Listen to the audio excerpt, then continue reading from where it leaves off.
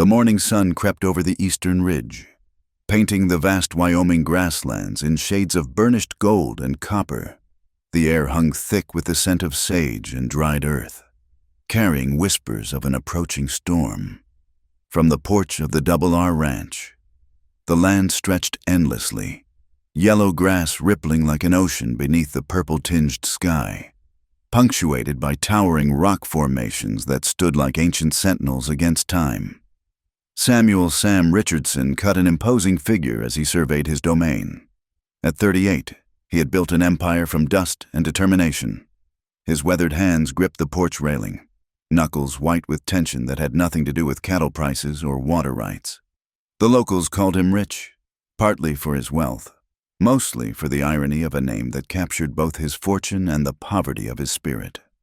Inside the house, Clara Richardson moved through the morning routines with mechanical precision.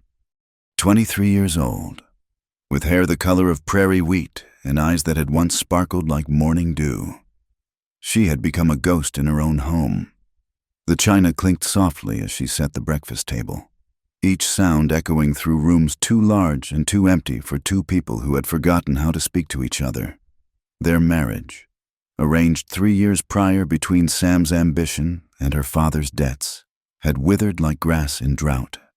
Sam spent his days with ledgers and livestock, his nights in his study, leaving Clara to navigate the vast loneliness of a house that felt more like a beautifully appointed prison. "Coffee's ready," Clara called, her voice barely carrying across the distance between kitchen and porch. Sam didn't turn. "Have it sent to my study. Got accounts to settle." The words fell between them like stones in still water, ripples of indifference spreading outward. Clara's hands trembled slightly as she poured the dark liquid into a cup. Another morning, another wall of silence. 20 miles north, where the grassland gave way to rocky foothills, Lucas Luke Richardson lived in self-imposed exile. Sam's younger brother by 5 years had chosen solitude over society, building a modest cabin where the wind sang mournful songs through the canyon walls. The townspeople spoke of him in hushed tones, the brooding Richardson, the one who'd returned from the war with shadows in his eyes and blood on his conscience.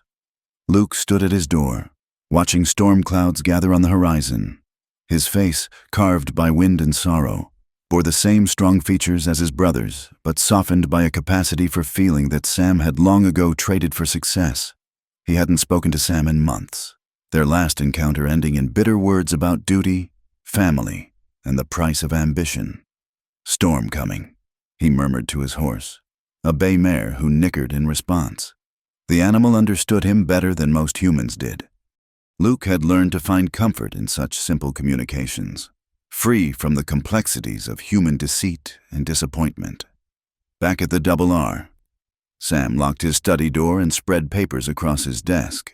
Not ledgers this time, but letters, threatening messages written in crude hand, demanding money, land, compliance. The Cattle Barons Association had attracted unwanted attention from those who operated outside the law, men who saw prosperity as an invitation to plunder. "You've gotten too big, Richardson," the latest letter read. "Time to share the wealth or share the grave." Sam's jaw clenched. He'd faced down claim jumpers, survived range wars, built his fortune with gun and grit. But these new threats carried a different weight. They knew about Clara, about his routines, about vulnerabilities he'd thought well hidden. He opened a locked drawer, revealing a derringer and a plan he'd been formulating for weeks. Sometimes, he reasoned, a man had to die to truly live. The thought brought a grim smile to his lips, not just for the clever solution to his problems, but for the test it would provide. Would Clara mourn the husband who'd given her everything except affection? Would she remain faithful to a memory, or would she reveal her true nature? That evening, as purple shadows stretched across the land, Sam found Clara in the garden she'd cultivated against all odds. Desert roses and hardy wildflowers bloomed in defiance of the harsh climate, much like Clara herself persisted despite the emotional aridity of her marriage. "There's something I need to tell you," Sam began, his voice unusually gentle. Clara's hands stilled on the flower stems. When Sam spoke kindly, it usually preceded bad news. I'm riding out tonight. Business in Cheyenne. Might be gone a few days. In this weather? Clara gestured toward the darkening sky where lightning already flickered between clouds. Can't be helped. He paused, studying her face with an intensity that made her uncomfortable. If something were to happen to me, would you mourn? Clara. The question hung between them like a blade. Clara met his gaze steadily. You're my husband, Samuel. What kind of question is that? An honest one. He turned away. The ranch, the accounts, everything's in order. Jensen knows what to do if... He stopped, shook his head. Just remember, things aren't always what they seem. That night, as rain began to fall in heavy sheets, Sam Richardson prepared for his own death. He packed light, only what a dead man would need for a new life. The bloody hat he'd prepared weeks ago waited in his saddlebag, along with enough gold to sustain him and evidence to suggest a fatal accident by the swollen river. Clara watched from her bedroom window as Sam rode into the storm. Lightning illuminated his figure for brief moments before the darkness swallowed him whole. A strange sensation stirred in her chest. Not quite worry, not quite relief, but something between the two that left her restless. By dawn, the storm had passed, leaving the world washed clean and somehow changed. The foreman, Jensen, arrived at the main house with his hat in his hands and worry etched deep in his weathered face. "Ma'am," he began, and Clara knew before he spoke that her life had shifted course like a river breaking its banks. "We found Mr. Richardson's horse by the river. His hat was caught in the bushes. And there's blood." Jensen's voice cracked. "The river's running high, ma'am. If he went in..." Clara sank into a chair, her mind struggling to process what her heart had somehow already accepted. Sam was gone. The man who'd been her husband-in-law, if not in love, who'd provided everything except warmth, who'd built an empire but never a true home, he was gone. As she sat in the growing light of a new day, Clara didn't yet know that miles away, Samuel Richardson was very much alive, watching the sunrise from a hidden canyon, satisfied that his plan had begun. She didn't know that Luke would soon receive word of his brother's death and struggle with grief for a relationship that had died long before the man himself. She didn't know that this ending was actually a beginning, of trials, of truth, and ultimately, of a love that would grow in the harsh soil where another had withered. The Wyoming wind swept across the grasslands, carrying away the old and bringing possibilities as endless as the horizon itself. In death, Sam Richardson had set in motion events that would test the living in ways that mere survival never could. The news spread through Willow Creek like wildfire in dry grass. By noon, everyone from the general store to the saloon knew that Sam Richardson, the wealthiest rancher in 3 counties, had been claimed by the storm-swollen Powder River. Women clutched their shawls and whispered behind gloved hands, while men shook their heads and spoke of the dangerous folly of riding out in such weather. Clara stood in the parlor, accepting condolences from neighbors she barely knew, their faces blurring together in a parade of false sympathy and barely concealed curiosity. The widow's weeds felt heavy on her shoulders, black bombazine that absorbed the heat and made her skin itch with more than grief. Such a tragedy. "Mrs." Pemberton cooed, her eyes sharp as a hawk's as they catalogued the oriental rugs and crystal decanters. "And you so young to be left alone. Whatever will you do?" "I'll manage," Clara replied, her voice steady despite the tremor in her hands. She'd learned long ago that showing weakness in this town was like bleeding in shark-infested waters. The sheriff, Tom Brennan, had questions that cut deeper than sympathy. Mighty strange, him riding out in that storm.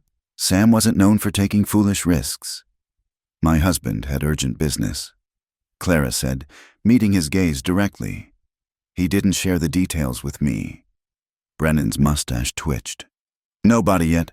Ma'am, river's still running high, but we'll keep looking." After he left, Clara found herself alone in the vast house.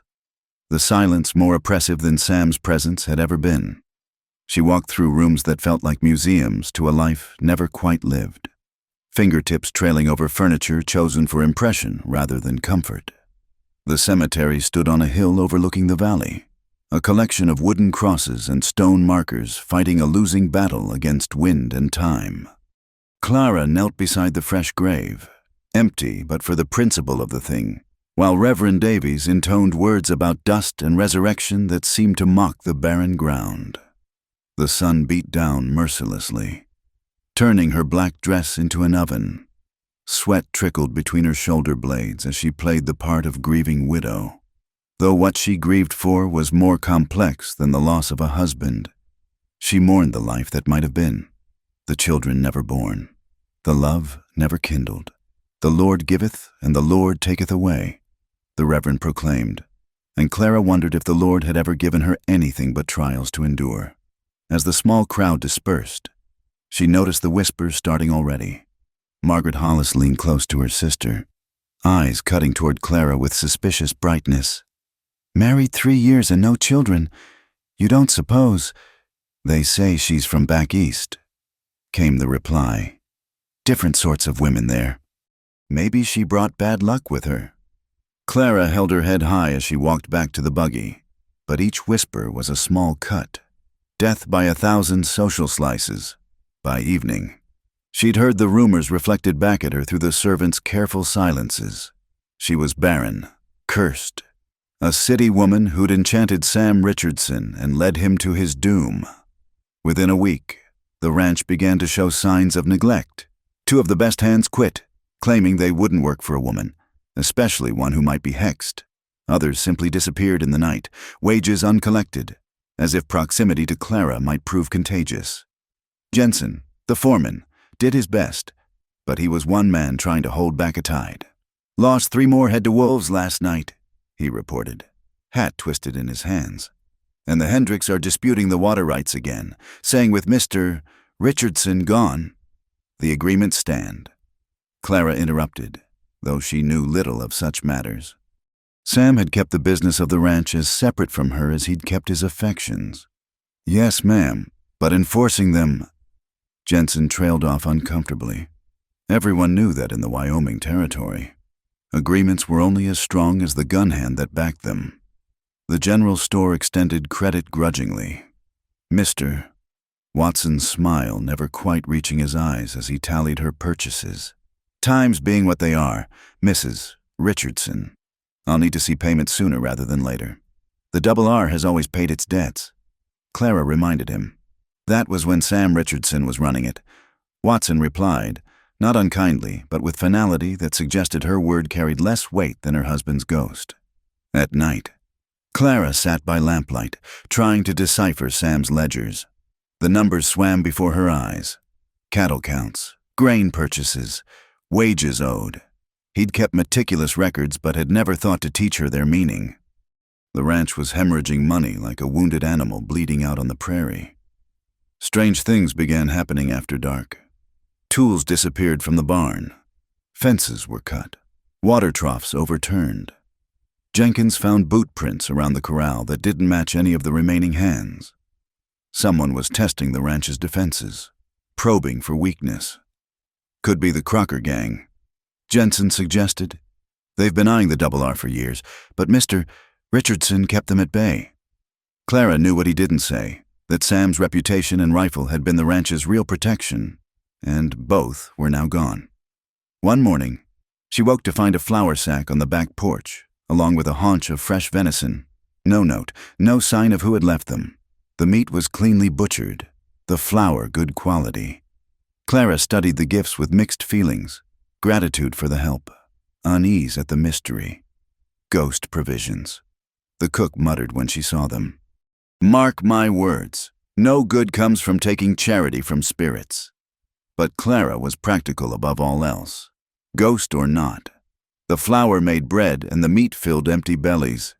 She had the cook prepare both, though she noticed the woman crossed herself repeatedly during the process. The gifts continued. Firewood stacked neatly by the door, a bag of grain for the horses, even ammunition for the rifles, always left in darkness, always without explanation. Clara began watching from her window at night, but whoever her benefactor was, they moved like smoke through shadow. 3 weeks after Sam's supposed death, the vultures began circling in earnest.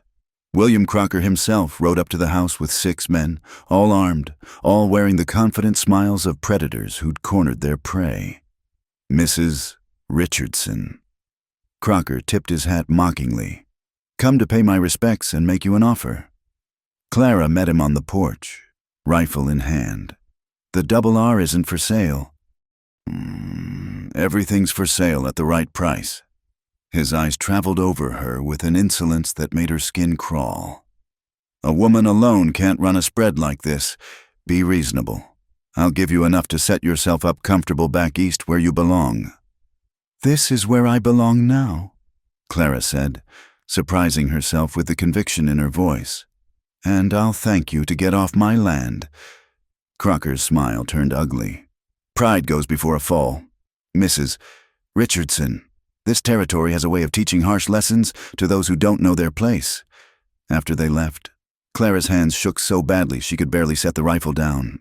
She knew Crocker's reputation: cattle mysteriously vanishing, barns burning, rivals found face down in ravines. Sam had held him off through strength and strategic alliances. She had neither. That night, as coyotes howled in the distance and wind rattled the windows, Clara allowed herself a moment of raw honesty. She was drowning, pulled under by forces she didn't understand and couldn't fight. The ranch was dying, and she would likely follow it into the ground. Yet, when morning came, she rose and dressed and faced another day.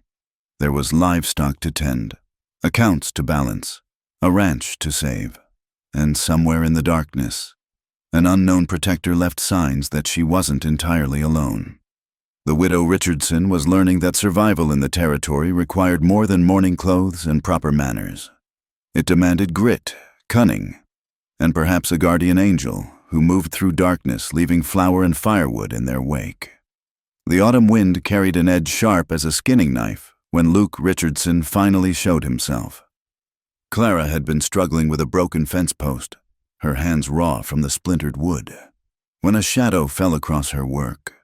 She looked up to find a man who wore Sam's features rearranged by hardship, the same strong jaw and dark eyes, but weathered by elements both natural and spiritual. "You need help with that," Luke said. It wasn't a question. Clara straightened, pride warring with exhaustion. She'd seen him at the funeral, standing apart from the crowd like a specter, disappearing before anyone could offer condolences. "So, you're the ghost who's been leaving provisions." A muscle ticked in his jaw. "Sam's dead. Someone had to look after things." "Why hide?" Clara challenged, though part of her already knew. The townspeople's whispers about the younger Richardson brother painted a picture of a man more comfortable with shadows than society. "Didn't figure you'd want help from me." Luke dismounted, moving with the careful precision of someone who'd learned to navigate a hostile world.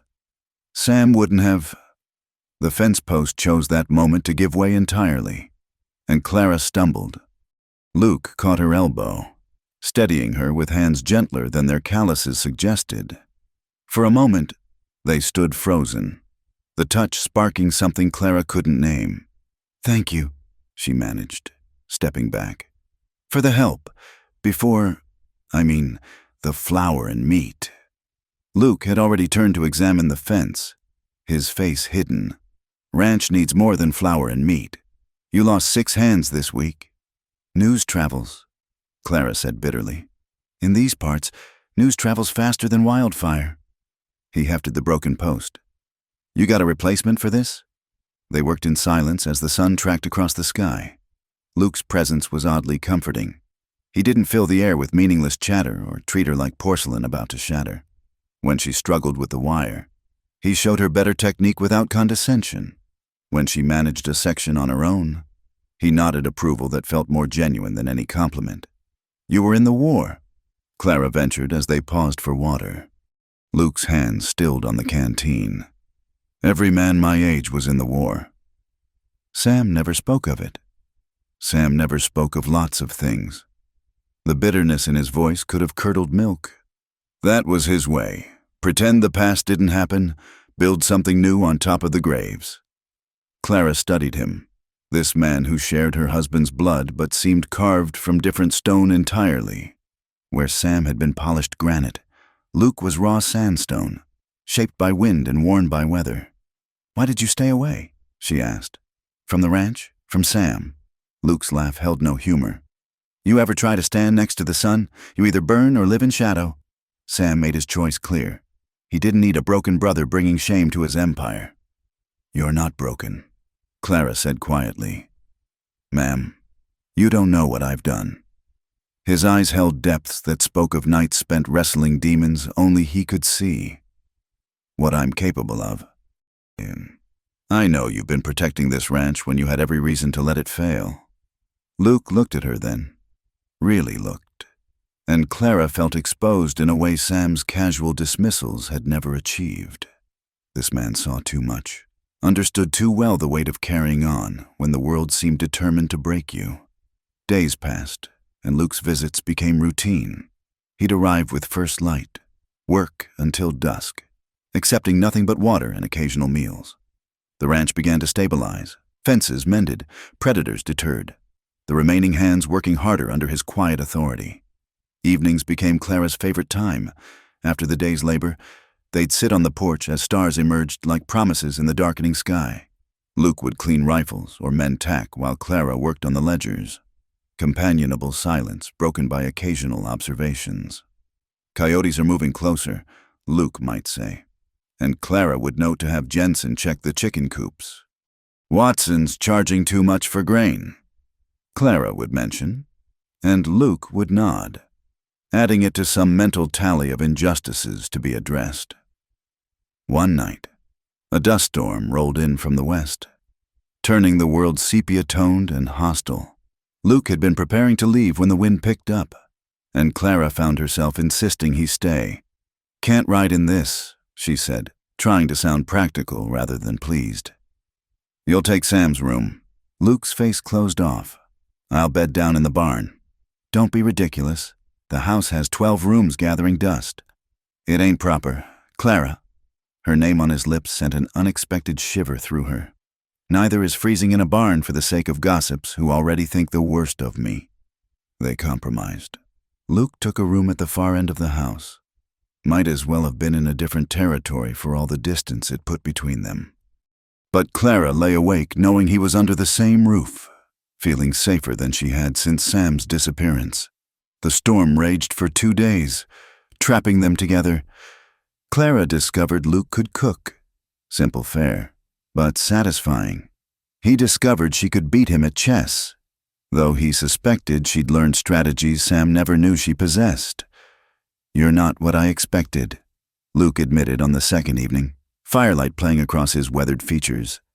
"What did you expect?" "Someone softer, decorative, the kind of woman Sam would choose." He paused, considering. "Though I'm starting to think Sam didn't know what he had." Clara's heart performed a complicated rhythm against her ribs. Sam saw what he wanted to see. "His loss," Luke said simply, and the weight of those 2 words settled between them like a third presence. When the storm finally broke, leaving the world scoured clean, neither mentioned that Luke should return to his cabin. He stayed in the far room, maintaining careful distance during the day, but their evening conversations grew longer, deeper. "Tell me about the war," Clara asked one night, surprising them both. Luke's hand stilled on the bridle he was mending. "Not much to tell that's fit for hearing. I'm not a child. Luke, I've seen men die. I've washed blood from floors." He looked at her across the lamplight, measuring. Then, slowly, he began to speak. Of mud and blood, and boys younger than Jensen dying for causes they couldn't spell. Of orders followed and regretted. Of coming home to find home no longer existed. "Sam welcomed me back like a hero," Luke said bitterly. "Wanted to parade me around, the war veteran brother. Didn't want to hear that heroes don't wake up screaming. Don't see faces in every shadow." Clara reached across the space between them, her hand covering his. "You survived.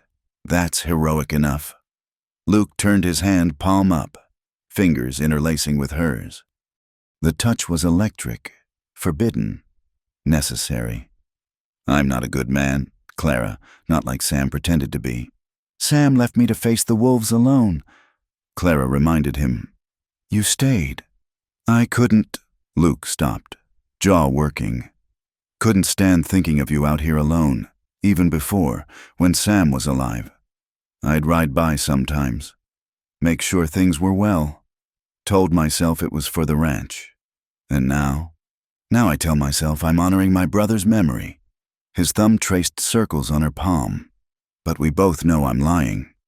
Clara knew she should pull away, knew the sin of coveting her brother-in-law, the scandal it would bring.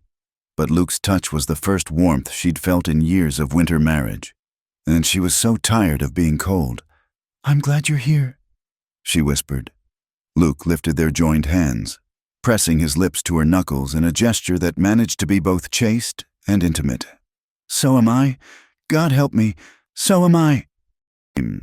Outside, wolves howled in the distance. But inside the circle of lamplight, two damaged souls found comfort in shared silence and carefully controlled touches. The storm had passed, but another was building, one that would test every boundary they'd carefully constructed. Winter arrived like a conquering army, transforming the Wyoming landscape into a battlefield of white. The first blizzard struck in early December, catching everyone off guard with its ferocity. Snow piled against the ranch buildings in drifts taller than a man, while temperatures plummeted until even breathing became painful. Clara woke to a world erased, the familiar landmarks of her life buried beneath a blanket of hostile white. From her bedroom window, she could barely make out the barn through the swirling snow. The house groaned under the wind's assault, timbers protesting like old bones. Luke had been staying in the main house more frequently as winter approached, his cabin in the foothills too isolated when storms could strike without warning. That morning, she found him already up, stoking fires and checking windows for drafts. "We'll need to get the stock into the barn," he said without preamble. "This storm's just getting started." They worked together through the morning, driving cattle and horses into shelter, hauling water that wouldn't freeze, spreading extra hay. The cold was vicious, finding every gap in clothing, turning exposed skin raw within minutes. By the time they finished, Clara's skirts were soaked through and frozen stiff as boards. "Get inside and change," Luke ordered, seeing her shiver. "I'll finish here." "We finish together or not at all," Clara replied through chattering teeth. Something flickered in Luke's eyes, respect, worry, and something deeper she didn't dare name. They completed the remaining tasks side by side, finally stumbling into the house as afternoon light faded to gray. The cook had left the week before, claiming her arthritis couldn't handle another Wyoming winter. Jensen and the two remaining hands were snowed in at the line shack 10 miles north. It was just Clara and Luke, isolated in a warm pocket while the world raged white outside. Clara changed into dry clothes, her fingers clumsy with cold. When she returned to the kitchen, Luke had coffee brewing and was frying salt pork. The domestic simplicity of it made her heart constrict. "You'll catch your death in those wet clothes," she told him. "I've survived worse." But he was shivering too, his lips tinged blue. "Sam's clothes are still in his room. They'll fit." Luke's jaw tightened. "I won't wear a dead man's clothes. Then you'll wear wet ones and die of pneumonia, leaving me truly alone." The words came out sharper than intended, fear disguised as anger. They stared at each other across the kitchen, the storm howling between them like all the things they couldn't say. Finally, Luke nodded and disappeared upstairs. When he returned wearing Sam's flannel shirt and wool trousers, Clara had to look away from the sight. The clothes fit too well, making him a ghost of what might have been. The blizzard raged for 3 days. They fell into a routine born of necessity, tending fires, checking animals, melting snow for water. The house became their entire world, shrunk down to the rooms they could keep warm. At night, they sat by the main fireplace, Luke teaching Clara to work leather while she read to him from the few books Sam had deemed appropriate for a ranch library. On the second night, the temperature dropped so severely that ice formed on the inside of windows. Clara woke to find her bedroom frigid despite the dying embers in the fireplace. She wrapped herself in quilts and ventured into the hallway, drawn by the glow from the main room. Luke sat by the fire, feeding it steadily, a rifle across his knees. He looked up as she entered, concern immediately creasing his features. "Too cold to sleep," Clara explained, settling into the opposite chair. "Should have banked your fire better. I'll see to it." "Stay." The word escaped before she could catch it. "Please, it's warmer here." They sat in companionable silence, the fire casting dancing shadows on the walls. Outside, the wind screamed like a living thing, rattling windows and seeking entrance. Inside, the circle of warmth felt like the last safe place in a world gone mad. "Tell me about before the war," Clara said softly. "When you and Sam were young." Luke's face gentled with memory. "We were close once, before Pa died, before the ranch became everything." He spoke of swimming in the creek during summers, of learning to ride on a pony named Buttercup, of Sam teaching him to read by firelight. "What changed?" Clara asked, though she suspected she knew. "War changes everyone it touches. But for Sam..." Luke stared into the flames. "He came back harder, saw opportunity where others saw tragedy, started buying up land from widows, building his empire on other men's graves. And you? I came back broken. Sam couldn't abide weakness in anything, especially not blood kin." Luke's voice held old pain worn smooth by time. "Said I was embarrassing myself and the Richardson name with my nightmares and whiskey. Better I stay away than tarnish what he was building." Clara found herself on her feet, crossing the small space between their chairs. She knelt beside him, taking his hands in hers. They were scarred, capable hands that had known violence and gentleness in equal measure. "You're the strongest man I know," she said fiercely. Sam couldn't see past his own ambition to recognize it. Luke's breath caught. His hands tightened on hers, and for a moment she thought he might pull her closer. Then he carefully, deliberately, released her. "You don't know what you're saying, what you're risking." "I know exactly what I'm saying." Clara didn't move away. "I know that you see me, truly see me, in a way Sam never did. I know that these past months, working beside you, have been more real than 3 years of marriage. Clara," her name was a prayer and a protest, "I know I'm a widow in name only, mourning a man who was never truly mine, and I know that what I feel when you look at me is nothing holy, but everything true." Luke's control finally shattered. He pulled her up and against him, his mouth finding hers with desperate hunger. The kiss was nothing like the perfunctory pecks Sam had bestowed. It was fire and need and recognition. Two souls finding their match in defiance of every social law. When they broke apart, both breathing hard, Luke's face was tortured. "This is wrong. You're my brother's widow. I'm supposed to protect you, not..." "Love me?" Clara challenged. "Because that's what this is. Luke, don't cheapen it by pretending otherwise. Love." He laughed bitterly.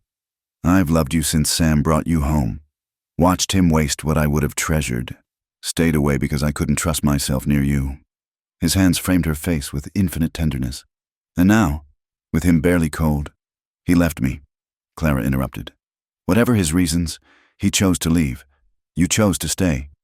They came together again, this time with careful reverence. Luke held her like spun glass that might shatter, while Clara clung to him like a lifeline in the storm. The fire burned lower as they shared warmth, whispered confessions, and salt-sweet kisses that tasted of sorrow and hope intertwined. When dawn broke on the third day, the storm had passed, leaving a world transformed. Drifts reached the eaves of buildings, and the silence after so much wind felt otherworldly. Clara woke in Luke's arms, fully clothed but more intimate than she'd ever been. They'd spent the night talking, touching carefully, building a foundation for something neither dared name yet. "The hands will dig out soon," Luke said, his voice rough with exhaustion and emotion. "They'll talk if they find us like this. Let them talk." But Clara sat up, smoothing her hair. The real world was seeping back in with the morning light. "I won't have your reputation ruined, not for me." Luke stood, putting careful distance between them. "What happened last night?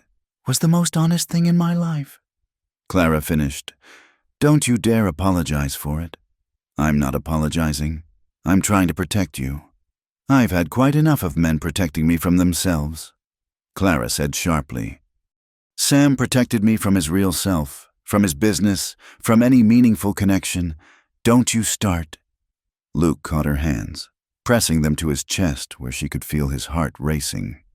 "I can't lose you, Clara, not to gossip, not to scandal, not to my own selfish wants. Let me court you proper. Let time pass. Let people think what they will, but give them nothing to prove." Clara wanted to protest, to point out that life was short and happiness shorter, but she saw the wisdom in his words, the care behind his caution. "How long?" "Spring," Luke said after a moment. "When a year has passed, then we do this right." It seemed an eternity, but Clara nodded. They'd waited this long, survived this much. They could endure a few more months for the sake of propriety and honor. Outside, the sun emerged, setting the snow-covered world ablaze with diamond brightness. Inside, 2 hearts beat in careful rhythm, counting down the days until spring would bring not just new life to the land, but to them as well. From his vantage point in the abandoned silver mine, Sam Richardson watched his ranch through field glasses. The late February sun cast long shadows across the melting snow, revealing paths worn between house and barn. The smoke rising from chimneys, the small figures moving about their daily work. His beard had grown thick over the months. His clothes were those of a drifter, and no one who'd known the prosperous rancher would recognize him now.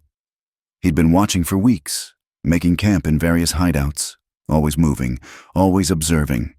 What he saw twisted something deep in his gut, a sensation he refused to acknowledge as regret. There was Clara, no longer the pale ghost who'd haunted his house, but a woman transformed. She worked alongside the hands, her movements sure and capable. Her laughter, had she ever laughed for him? Carried on the wind when Jensen said something amusing. She'd taken to wearing practical clothing, split skirts and sturdy boots, her hair bound in a simple braid. She looked alive in a way that made him realize how dead she'd been. And there was Luke, always Luke. Sam's jaw clenched as he watched his brother teaching Clara to handle a lariat, standing behind her to guide her arm, both of them smiling at her clumsy attempts. The intimacy in their casual touches, the way they moved in unconscious harmony, spoke louder than any confession. His faithless wife found solace in his brooding brother's arms. Sam muttered, the words tasting of ash and irony. He'd orchestrated his own death to test Clara's loyalty, to see if she'd mourn him properly, perhaps even to punish her for the emotional distance he'd felt but never tried to bridge. Instead, he'd cleared the way for what had apparently always been waiting beneath the surface. The evidence was damning.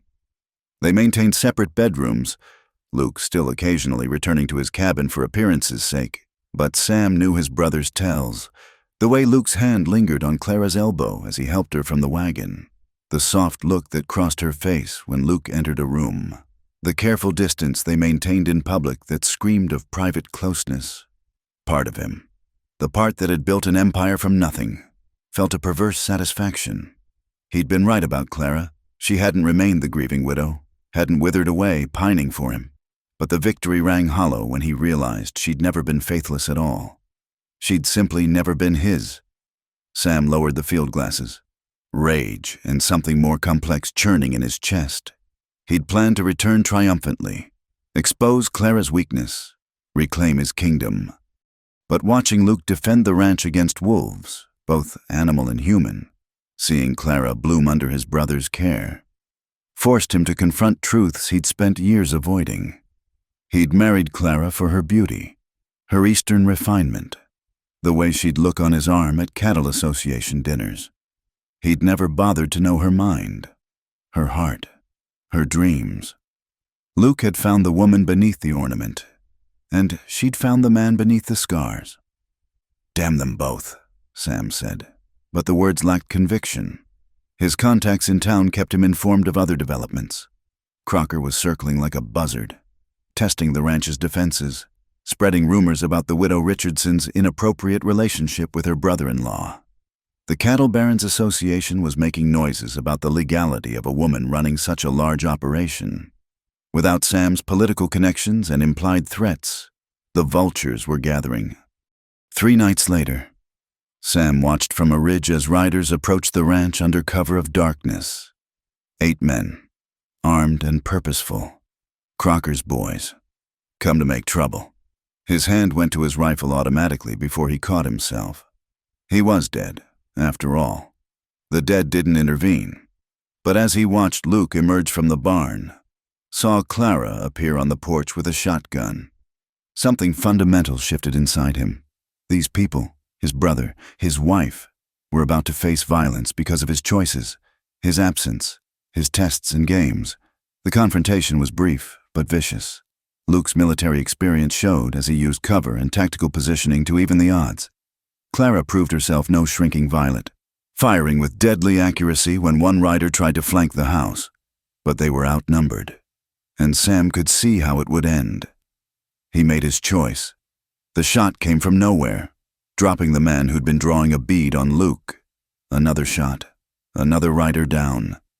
The attackers scattered, confused by fire from an unexpected direction. In the chaos, Luke and Clara pressed their advantage, and within minutes, Crocker's men were retreating, leaving 2 dead and 1 wounded behind. Sam melted back into the darkness before anyone could spot him. Let them wonder. Let them think they had a guardian angel. The irony wasn't lost on him. The ghost protecting them was the very man whose death had exposed them to danger. He continued watching over the following weeks, a self-appointed specter haunting his own land. He saw Luke and Clara growing closer despite their careful public distance, saw the way the ranch began to thrive under their joint management, saw spring arriving with its promise of new beginnings. The night he observed them sitting on the porch, Claire reading aloud while Luke repaired tack. Something finally broke in Sam's chest. The domestic peace of the scene, the quiet contentment they radiated, showed him what he'd never known to want. He'd built an empire, but never a home. He'd acquired a wife, but never sought a partner. You always were the better man, Sam whispered to the brother who couldn't hear him.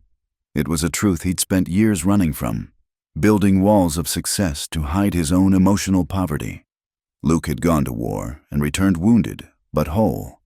Sam had returned intact, but hollow, filling the void with ambition and acquisition. His plan had succeeded too well. In dying, he'd revealed truths that living never could have shown him. Clara hadn't been faithless. She'd been faithful to vows spoken to a stranger, enduring a marriage that was more business arrangement than love match. She'd found in Luke what Sam had never offered: partnership, understanding, genuine affection.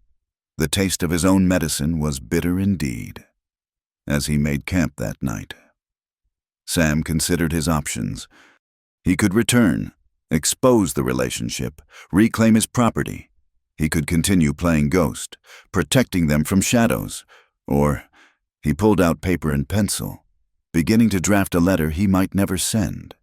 A confession, an apology, a release. The words came hard to a man who'd built his life on certainties and control. Clara, he wrote by firelight.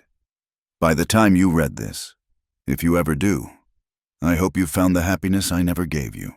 A man who fakes his death deserves to stay dead, especially when his resurrection would only bring pain to those who've learned to live without him. He stared at the words, then crumpled the paper and tossed it into the fire. Pretty speeches wouldn't undo the damage or ease his conscience. Actions had brought them here. Only actions could resolve it. In the distance, a wolf howled, and Sam smiled grimly. The territory was full of predators. Perhaps it was time for the ghost of Sam Richardson to become a different kind of legend, the specter that protected rather than haunted, that guarded what he'd failed to treasure in life. He'd wanted to test Clara's faithfulness. Instead, he'd discovered his own failures as a husband, brother, and man. The rich rancher had indeed faked his death, but in doing so, he'd been forced to face the poverty of the life he'd actually lived. The moon rose over the mountains, casting silver light over the land he'd claimed but never truly possessed. Somewhere below, the woman he'd married and the brother he'd scorned were building something real from the ashes of his deception. Sam Richardson, ghost of his own making, kept watch through the night. The dust cloud appeared on the horizon just after dawn, a brown smudge against the pale spring sky that grew larger with each passing minute. Clara shaded her eyes from the porch, watching the rider approach with a mixture of curiosity and unease. Something about the horseman's bearing, the way he sat his mount despite the evident weariness of hard travel, stirred a memory she couldn't quite place. Luke emerged from the barn, rifle in hand, his body tensing as he too studied the approaching figure. "Get inside," he said quietly. "No." Clara's voice was firm. "I'm done hiding from whatever comes." The rider drew closer, and Clara's breath caught, even with the full beard, even with the weathered clothes and gaunt frame. She knew that silhouette. Her hand found Luke's arm, gripping tight enough to bruise. God in heaven, Luke breathed. Sam Richardson rode into his own ranch yard like a specter made flesh, his eyes sweeping over the changes, new fencing, repaired buildings, flowers blooming where Clara had expanded her garden. His gaze lingered on Clara and Luke standing together, her hand on his arm, their bodies angled toward each other in unconscious unity. He dismounted slowly, as if his bones ached from more than just the ride. "Luke, Clara!" His voice was rougher than they remembered, scraped raw by months of silence. "You're dead." Clara's words came out flat, factual. "We buried you. You buried my hat in a fiction." Sam tied his horse to the rail with hands that barely trembled. "Though I'll grant the man you knew might as well be dead." Luke stepped forward, placing himself slightly between Sam and Clara. "Why?" The single word carried the weight of all the unasked questions. Why fake his death? Why return now? Why put them through hell? Sam laughed, a sound devoid of humor. "Started as a test. Crocker's boys were closing in. Figured I'd disappear for a while, let them think they'd won, then return to reclaim what was mine." He met Clara's eyes. "Wanted to see if my wife would mourn me properly." "Your test." Clara's voice could have frozen flame. "You left me to face bankruptcy, harassment, threats of violence, all for a test?" "I left you to show your true nature," Sam said wearily. "And you did, just not how I expected." The silence stretched taut between them. Luke's rifle, while not raised, remained ready. Clara stood straight-backed, chin high, every inch the woman who'd learned to survive without the protection of the Richardson name. "You've been watching," Luke stated. "The night Crocker's men came. That was you shooting from the ridge." Sam nodded. "Among other times. Couldn't let them hurt." He paused, swallowed. "Couldn't let them destroy what you'd built." "What we built," Clara corrected sharply, "while you played dead and judged us from afar." "I know what I've done," Sam said quietly. "The rich rancher faked his death, and his faithless wife found solace in his brooding brother's arms. Except you weren't faithless, were you? You can't betray something that never existed." Clara flinched as if struck. "Don't you dare try to make this noble. You abandoned me to save your own skin and satisfy your suspicions." "Yes." The simple admission seemed to deflate Sam. "I was a coward. In business, I was fearless. In marriage, in family, in anything that mattered to the heart. I was a damned coward." Luke finally spoke, his voice carefully controlled. "So why come back now? Why not stay dead?" Sam looked between them, seeing what months of watching had shown him, the easy partnership, the unspoken understanding, the love they were still trying to hide. Because the territory's closing in. Crocker's got backing now, political and financial. The association's moving to seize ranches from widows who can't prove ownership. You need the Richardson name, the connections, the fear it carries. We've managed without it," Clara said coldly. "You've survived. There's a difference." Sam pulled papers from his saddlebag. "I've spent the last month in Denver, talking to lawyers, calling in favors. Everything's here. Documents proving the ranch is yours free and clear. Clara, not mine. Never mine again." Clara stared at the papers without taking them. And in return? No return, no conditions. Sam set the documents on the porch rail. "I'm leaving for California once this is settled. Goldfields. Maybe, or shipping. Somewhere I can build something without ghosts." Just like that, Luke's skepticism was plain. "You fake your death, spy on us for months, then ride in to hand over everything?" "Not everything," Sam corrected. "I'm keeping enough to start over. The rest, the ranch, the cattle, the contracts, that's Clara's. Should have been from the start." The morning sun climbed higher, casting sharp shadows across the yard. Sam looked older in the harsh light, worn down by more than travel. The arrogance that had once defined him had been replaced by something harder to define. Regret, perhaps, or simply exhaustion. "There's more," Sam continued. "I'll stay long enough to face down Crocker, re-establish the Richardson presence, let everyone know I'm very much alive and very much backing my wife's management of the ranch. Then I'll have a very public argument with my brother. Blame him for trying to steal my wife while I was recovering from my near-death experience.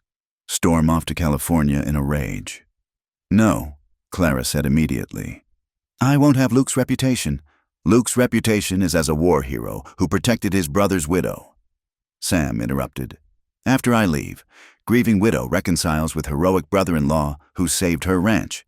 Territory loves a good romance, especially one with tragedy and redemption mixed in." Luke set his rifle aside, studying his brother with eyes that had seen too much to be easily fooled. "You've thought this through. Had nothing but time to think."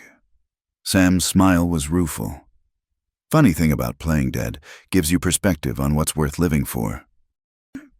"And you think this makes it right?" Clara's voice trembled with suppressed emotion. "This grand gesture?" "No," Sam said simply.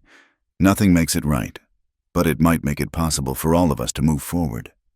They stood in tableau, the risen husband, the transformed widow, the protective brother.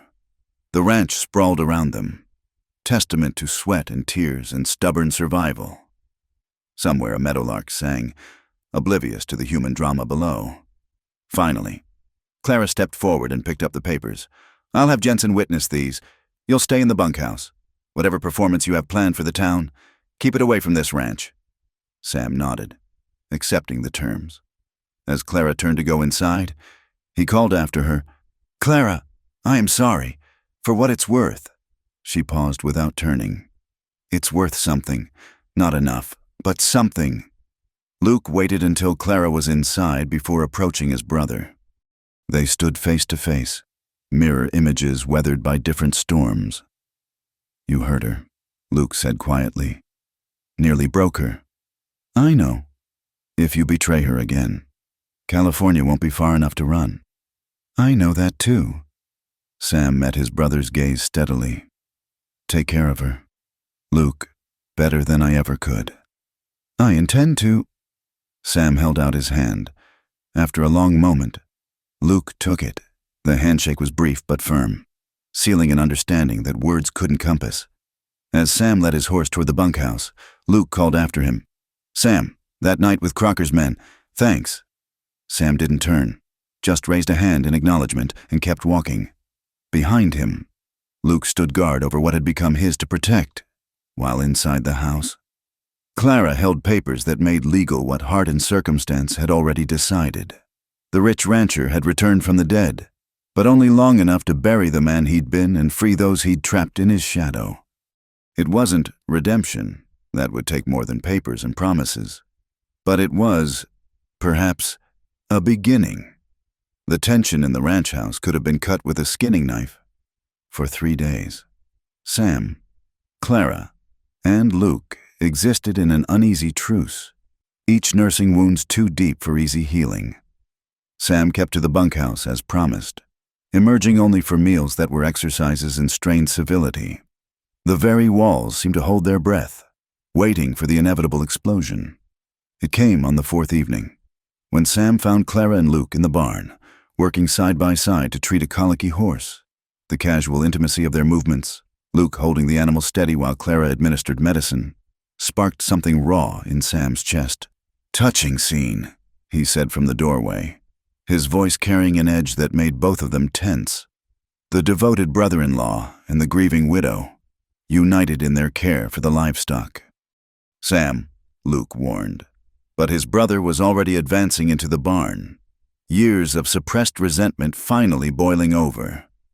"Tell me, brother, how long did you wait after my death before moving in? A month? A week? Or were you counting the days even before I left?" Luke's fists clenched. "You don't get to play the wronged husband. You abandoned her. I left to protect what I'd built." Sam's voice rose. "While you were always there, weren't you? Watching from your cabin, waiting for your chance. Stop it, both of you." Clara stepped between them, her eyes blazing. "I'm not a prize to be fought over. I'm not property to be claimed or reclaimed. No," Sam agreed bitterly. "You're the woman who forgot her marriage vows the moment they became inconvenient." The slap rang through the barn like a gunshot. Clara's handprint bloomed red on Sam's cheek as she trembled with fury. "How dare you speak of vows? You who promised to cherish and protect, then left me to wolves, both human and animal. You who treated marriage like a business merger? I gave you everything," Sam roared. "Everything but yourself," Clara shot back. "Everything but honesty, affection, partnership. You gave me a house, not a home, a title, not a life." The horses stirred nervously in their stalls, sensing the violence in the air. Luke moved closer to Clara, protective instinct overriding caution. "And there it is," Sam laughed harshly. "My faithful brother, ready to defend my wife. Tell me, Luke, did you comfort her during those cold winter nights? Did you hold her while she cried for her dead husband?" Luke's control snapped. He lunged at Sam, driving him back against the barn wall. Years of military training showed in the efficient violence of his attack. Sam fought back with the desperate strength of wounded pride, and they crashed through the barn like bulls in rut. "Stop!" Clara tried to intervene, but they were beyond hearing. Fists connected with flesh. Blood spattered the hay-strewn floor. They rolled and grappled, each trying to punish the other for sins real and imagined. The fight might have continued until serious damage was done, but the sudden arrival of riders in the yard froze them mid-struggle. Through the barn door, they could see Crocker and a dozen men, all armed, spreading out to surround the buildings. "Richardson," Crocker's voice carried clearly. "Heard you weren't as dead as advertised. Come on out and let's discuss business like civilized men." The brothers separated, breathing hard, blood trickling from split lips and bruised faces. Their conflict suddenly seemed petty in the face of this external threat. "How many?" Sam asked. "All business now. 13 that I can see," Luke replied, already moving for his rifle. "Probably more covering the back." Clara had retrieved the shotgun from its place by the door. They wouldn't dare attack in broad daylight. Crocker's got backing now. Sam reminded them, Judge Harlan owes him favors. He could burn us out and call it a property dispute. They took positions, Sam at the front door, Luke at the window, Clara covering the back entrance. The familiar weight of weapons settled old patterns of cooperation that transcended their personal grievances. "Richardson," Crocker called again. "No need for unpleasantness. Just want to make you an offer you can't refuse." "The only offer I want from you involves the distance between here and Mexico," Sam shouted back. Crocker laughed. "Bold words for a man who faked his own death. Judge might find that real interesting. Fraud, abandonment, leaving a poor widow to fend for herself. Why, we were just being neighborly, trying to help the lady out." "By cutting fences and poisoning water holes," Clara called out. "Strange kind of help. Mr. Crocker. Now, Mrs. Richardson, no proof of any such things. But there's plenty of proof your husband there deceived everyone, including the law. Makes a man wonder what else he's been lying about." Luke and Sam exchanged glances. Crocker had done his homework, found the weak point in their story. "What do you want?" Sam demanded. "Simple. Sign over the water rights to Willow Creek. Fair compensation. of course. Say 10% of what they're worth. Go to hell. That's where you'll be sending us all if you don't see sense. Crocker warned. My men get nervous in situations like this. Accidents happen. As if on cue. One of Crocker's men raised his rifle. Luke's shot took him in the shoulder before he could aim, spinning him from his horse. All hell broke loose. Gunfire erupted from multiple directions. Windows shattered. Splinters flew from door frames. The three defenders fought with desperate efficiency. Sam's calculated shots, Luke's military precision, Clara's surprising accuracy with the shotgun. The hay! Clara shouted, seeing smoke rising from the loft where a lantern had shattered. Fire in a barn full of dry hay and horses meant disaster. Luke made a dash for the water buckets while Sam and Clara covered him, their personal conflict forgotten in the face of immediate danger. The battle raged for endless minutes that felt like hours. 2 more of Crocker's men went down, the rest taking cover behind water troughs and fence posts. The fire spread despite Luke's efforts, smoke beginning to fill the barn. We need to get the horses out, Clara called. You do it, Sam ordered. We'll hold them off. For once, she didn't argue. While the brothers maintained covering fire, Clara worked frantically to free the terrified animals. Horses burst from the barn in a thunder of hooves, adding chaos to the battlefield. It was Luke who spotted their salvation. Dust on the horizon. Riders coming fast. Someone's coming! Sheriff Brennan and a posse of townsmen rode into the fray, badges glinting in the afternoon sun. The sight of legitimate law enforcement changed the dynamic instantly. Crocker's men began falling back, suddenly reluctant to be caught in armed assault. That's enough, Brennan roared. Everyone drop your weapons. The gunfire stuttered to a halt. In the sudden silence, the crackle of flames seemed unnaturally loud. Luke emerged from the barn, smoke-blackened and coughing. Sam lowered his rifle, blood seeping through his shirt where a bullet had grazed his ribs. Clara stood among the milling horses, shotgun still ready, looking like an avenging angel in her scorched dress. Sheriff. Crocker tried to bluster. These people attacked? Save it. Brennan cut him off. Half the town heard you threatening the Richardsons yesterday. Judge Harlan's being investigated for taking bribes. Your protection's dried up. Crocker. As the posse rounded up Crocker's men, the 3 combatants gathered in the yard. The barn was a total loss, flames consuming years of work in minutes. But they were alive, and their enemies were in custody. Thank you, Clara said quietly to both brothers. Whatever our differences, you fought for this ranch, for me. Sam touched his wounded side, wincing. It's your ranch. Seemed right to defend it. Luke said nothing, but his hand found Clara's shoulder, squeezing gently. She leaned into the touch for just a moment before stepping away, maintaining the proprieties even now, as the sun set behind the mountains, painting the sky red as blood and fire. They stood together watching the barn burn. Tomorrow would bring questions, explanations, the resumption of their complicated dance. But for this moment, they were united in survival, in victory, in the strange bonds that tragedy and triumph forge between souls. The richest rancher had returned to face his demons. The faithless wife had proved her steel. The brooding brother had shown his worth. And in the crucible of violence, something new was being forged. Not forgiveness, perhaps, but understanding. Not love restored, but love redirected. The old barn collapsed in a shower of sparks, taking with it the past and its shadows. From its ashes, like the territory itself, something new would rise. Dawn broke clear and bright over the Double R Ranch, painting the mountains in shades of purple and gold.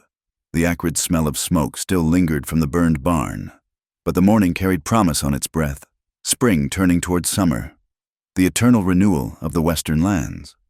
Clara stood on the porch, coffee cup warming her hands, watching the sun climb over the eastern ridge.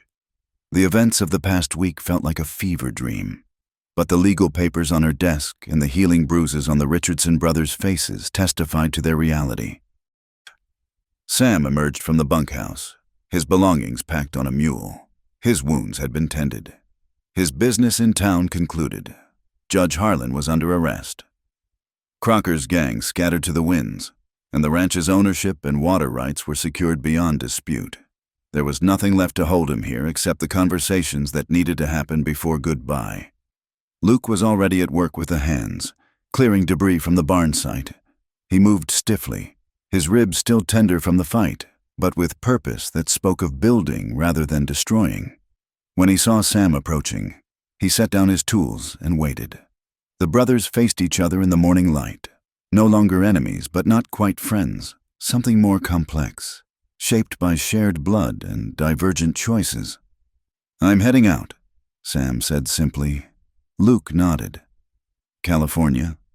"Eventually. Thought I'd see some country first. Been a long time since I traveled without a destination in mind." They stood in silence, watching Clara water her garden. She'd expanded it again, coaxing life from soil that seemed too harsh for beauty. Desert roses bloomed alongside practical vegetables, a metaphor neither man needed explained. "She'll make a fine rancher," Sam observed. "She already is one," Luke corrected gently. "Has been for months. You just weren't here to see it." Sam accepted the rebuke without protest. "Take care of her, Luke, and let her take care of you. Lord knows you both deserve some happiness after the hell I put you through." "Sam," Luke struggled for words. "What you did was wrong. But what you're doing now, giving her the ranch, clearing our names, that takes courage." "No," Sam disagreed. "Courage would have been staying and being the husband she deserved. This is just acknowledgement of failure, and maybe a chance for all of us to stop failing." Clara had noticed them talking and approached, her stride confident across ground she now owned free and clear. The morning sun caught the gold in her hair, and both brothers saw what they'd loved and lost and found, each in their own way. "Leaving already?" she asked Sam, her tone neutral. "Time to go. Past time, really." He twisted his hat in his hands, the gesture oddly vulnerable. "Clara, I need you to know. What we had, it was never your failure. You offered everything a man could want. I just didn't know how to receive it." Clara studied him. This man who'd been her husband-in-law, if not in truth. "I know that now. I spent months thinking I was lacking something, that if I'd been prettier or more agreeable or less myself, you might have loved me. But you can't pour water into a vessel that's already full of other things, full of ambition and pride." Sam agreed ruefully. Not much room left for a heart. "You had room," Clara said softly. "You just kept it locked away. Maybe California will help you find the key." Sam mounted his horse, looking down at them, his brother and his wife, standing together but not touching, maintaining propriety even now. "That story about the big fight, the one where I storm off in jealous rage, make it convincing. The territory loves its drama." "Sam," Clara called as he turned to leave. "Thank you for giving us a chance at happiness. It doesn't erase the pain, but it helps." He touched his hat brim in farewell, then rode away without looking back. They watched until he was just a dust cloud on the horizon, then nothing at all. Luke and Clara stood in silence, the space between them charged with possibility now that the last barrier was riding toward California. But habits of restraint die hard, and neither moved to close the distance. "The hands will talk," Clara said finally. "About Sam leaving, about us. Let them talk," Luke replied, echoing her words from months ago. "We've been nothing but proper—" And after a decent interval, Luke turned to face her fully then, his eyes holding promises that made her breath catch. "After a decent interval, I intend to court you the way you should have been courted from the start. Flowers and Sunday rides and all the things Sam thought were foolish. I don't need grand gestures. Luke, no, but you deserve them. You deserve everything I can give and more." He reached out, just brushing her hand with his fingertips. "I've loved you since the day Sam brought you home. Thought I was being noble, staying away. Now I know I was just being a coward. Different from Sam, but a coward just the same. We've all been cowards in our way. Clara said, maybe it's time to be brave instead. Summer rolled over the territory in waves of gold and green. The new barn rose from the ashes of the old, built by neighbors who respected the widow Richardson's grit and her foreman's steady hand. If they noticed that Luke Richardson spent more evenings at the main house, if they saw how Clara smiled more these days, they kept their observations to themselves. The West understood that happiness was too rare to begrudge. By autumn, when the aspens turned gold on the mountains, Luke moved his few belongings from the cabin to the main house. They were married in a simple ceremony, Reverend Davies presiding over vows that meant more for having been tested by fire. Sam's letter arrived in spring, postmarked from San Francisco. His handwriting was looser, less controlled. Found work with a shipping company, honest work for honest pay, no empire building, just days that end when the sun sets. Met a widow with 2 young boys who need a father more than she needs a rich husband. Thinking of staying. Hope you're both well. The coast is beautiful, but I miss the mountains. Maybe that's what home really is, not a place, but a feeling you carry. Be happy. S. Clara read it aloud on the porch where so much of their story had unfolded. Luke sat beside her, their hands entwined, watching their land stretch toward mountains that caught the last light like promises. Think he'll find it? Clara asked. Whatever he's looking for. Maybe, Luke said. Sometimes you have to lose everything to figure out what's worth having. A horse and rider appeared on the horizon. Jensen, returning from town. The ranch continued its rhythms. Seasons turning, cattle growing fat on good grass. Life persisting in its beautiful, difficult way.